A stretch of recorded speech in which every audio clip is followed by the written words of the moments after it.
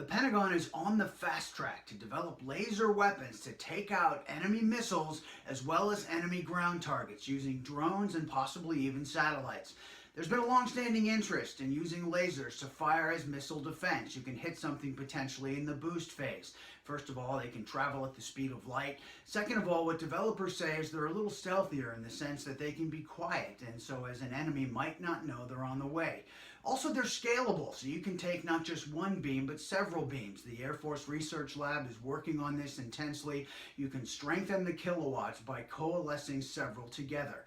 Now, one of the other key elements of this is to make up for some limitations when it comes to laser weapons. They can experience what's called attenuation or beam weakening while on flight. They also can have weather problems, obscurance, clouds, difficult to penetrate. Now, one of the ways they are looking to do this is drones. One developer with Booz Allen Hamilton and CSBA, a think tank, they're working with the MDA and the Air Force on developing these weapons, said that high altitude with drones can be an interesting option to fire laser weapons because they explain the air is thinner. It's because the air is thinner, there's less of a barrier to the speed and accuracy of the laser weapon.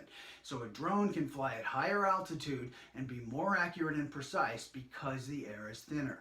Also, they explain drones are unmanned, so they don't have the risk of carrying a human crew.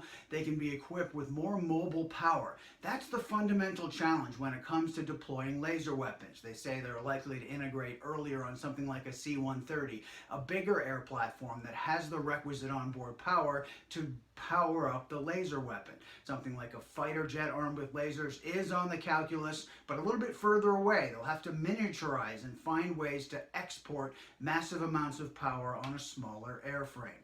Drones also can get in places as forward-looking surveillance planes that are more dangerous for manned aircraft. So one of the initial applications is to look at lasers to fire from drones and destroy targets at a much safer altitude. Kris Osborn, Warrior Maven.